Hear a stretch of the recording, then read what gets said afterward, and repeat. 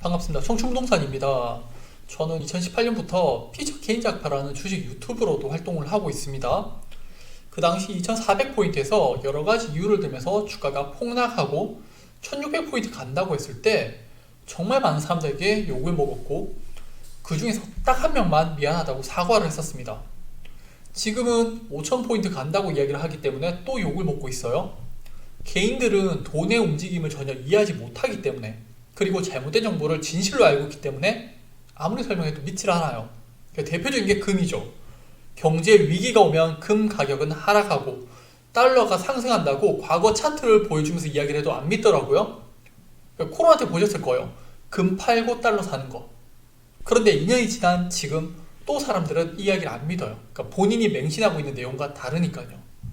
부동산 폭락한다. 아니요. 언젠간 터지겠지만요. 그게 언제인지는 아무도 몰라요.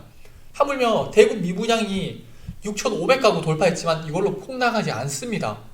만약에 미분양이 증가해서 부동산이 폭락한다는 논리라면요. 대한민국은 현재 주택 부족 현상으로 앞으로 엄청난 폭등을 해야 합니다. 왜? 전국에 미분양이 15년 만에 최저를 보이고 있거든요. 이는 뒤에 다시 차근차근 설명드리겠습니다. 대구 미분양 추이입니다. 6,572가구가 미분양이에요. 엄청나죠? 서브프라임 때 2만 가구였다는 점을 생각한다면 정말 엄청난 거예요. 그런데 우리나라에 돈이 없어서 그럴까요? 아니에요. 문재인 정부에서요, 작년에 대출 총량제 시행했잖아요. 투기 과열 지구의 조정 지역에 대출까지 총량제로 대출을 안 해줬잖아요. 집을 사고 싶어도 살 수 없고 매수자가 없으니 팔고 싶어도 팔 수가 없는 거예요. 문재인 정부에서 진행한 대출 총량제는요, 부동산을 잡는다는 이름하에 대한민국 경제의 돈 흐름을 막아버린 사건이에요. 윤석열 정부는 친시장적이기 때문에 이걸 풀기나 할 건데 한 번 막힌 돈의 흐름을 다시 움직이기엔 마중물이 크게 들기 때문에 쉽진 않을 겁니다. 대구 미분양이 증가하는 게 부동산 폭락의 신호라고 이야기한 사람들은요, 멍청하거나 사기를 치거나 둘 중 하나예요. 전국 미분양은요, 15년 만에 거의 최저를 기록합니다. 우리 미분양이 10만 가구 넘었을 때 대한민국 부동산이 폭락을 했나요? 아니죠. 계속 상승했죠. 이제는 2만 8천 가구입니다. 10만 가구 넘었을 때도 부동산 상승을 했는데 지금은 엄청난 급등이 계속 되어야 하지 않을까요? 반대로 생각해서요, 이제 사람들은 신축 아파트를 구하지 못할 것을 걱정해야 하지 않나요? 원자재 가격이 급등하면서 현장이 멈추고 있는데 말이죠. 대구 미분양 증가가 부동산 폭락이라면요, 전국 미분양 감소로 폭등하는 모순적인 이야기예요. 미분양이 거의 없기 때문에 건설사들은 악착같이 땅을 사서 아파트를 비싼 가격에 분양할 겁니다. 맞는 말이죠. 전국적으로 미분양은 늘 있었고요. 다만 대구는 이제 조정을 보이면서 증가를 하는 것 뿐이에요. 미분양이 증가한다고 폭락하지 않습니다. 전국 미분양 주택 현황을 보면요, 전국적으로 한 달 동안 2,720가구가 증가를 했는데 그 중에 대구가 2,011가구가 증가를 했습니다. 자, 그런데 2018년 경기 4,968가구 때 부동산 폭락했었나요? 자, 그 뒤로 미분양이 줄어들고 있습니다. 강원도 2019년 5,945가구 폭락했었나요? 지금은 1,363가구네요. 경남 2018년 14,147가구에서 현재 2,702가구. 강원, 충남, 경남이 부동산 폭락을 했나요? 2018년 당시에는 지금보다 훨씬 더 위험했었습니다. 한미 금리 역전에 미국의 1일짜리 단기 채금리가 10%까지 발작을 일으켰고요. 미국 장단기 금리 역전에 미국 중앙은행 대체 대표는 감소하고요. 미중 무역 전쟁으로 경제는 점점 안 좋아졌습니다.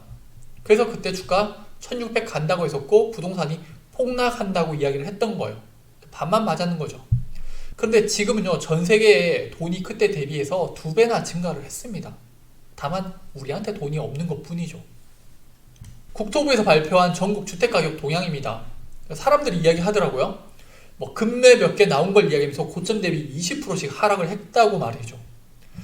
3월간 전국 평균을 내어서 통계 자료를 발표했는 거예요. 당연히 오른 지역도 있고 떨어진 지역도 있겠죠. 그리고 어떤 사람들은 뭐 주택 가격이 많이 올라서 사지 못한다고 합니다. 애석하게도요, 우리한테 돈이 없는 거지 있는 사람들은 있어요. 우리한테 없는 거예요. 한국은행에서 발표한 협의회 통화입니다. 그냥 현금성 자산이라고 생각하시면 돼요. 2019년부터 지금까지 3년 만에 거의 2배 가까이 증가를 합니다. 애석하게도 제 통장은 2배 가까이 증가하지 않았습니다. 이재용 부회장 같은 사람이 대한민국 국민들 평균을 올려줬겠죠. 우리에겐 돈이 없지만 부자들에게는 여전히 현금이 있고요. 그래서 집을 매수할 수 있는 거예요. 자, 각자의 기준으로 보면요, 대구 수성구 아파트 뭐 5억 원도 비싸다 말하겠지만요, 이번에 350억 주택도 분양된 거 보셨잖아요. 대한민국 주택 평균을 올려준 사람이죠. 3월 주택 매매 거래량을 보겠습니다. 전국을 보면요, 전년 동월 대비 5년 평균 대비 반토막이 났어요. 그런데 전월 대비 거래량을 보면요, 23% 증가를 했습니다. 대구도 마찬가지예요. 5년 평균 대비 거래량은 반토막이 났지만요, 2월과 비교하면 10% 증가를 했어요. 아시겠지만 코로나 이후에 전 세계적인 유동성 공급 정책으로 부동산 가격이 거의 2배씩 상승하고 거래량도 증가를 했습니다. 그 뒤로 대출 제한도 있으면서 못 사는 사람도 있고 안 사는 사람들도 있겠죠. 그런데 3월에는 2월 대비해서 거래량이 다시 증가를 했습니다. 어떻게 생각하세요? 미분양 증가, 뭐 금리 인상, 가계대출 증가 등등 많은 이유를 대면서 부동산 폭락을 주장하고 부동산 폭락을 원하는데, 미국의 경제 상황을 생각한다면요, 우리나라 경제 상황을 고려한다면요, 부동산이 터질 확률은 극히 낮고요. 2010년부터 하우스 푸어라고 이야기하면서 했던 이야기 또 하고 언젠간 터지겠지만은 지금은 전 세계 경제가 코로나로 바닥을 찍고 반등하는 단계라는 점을 생각한다면요, 부동산 폭락은 없습니다.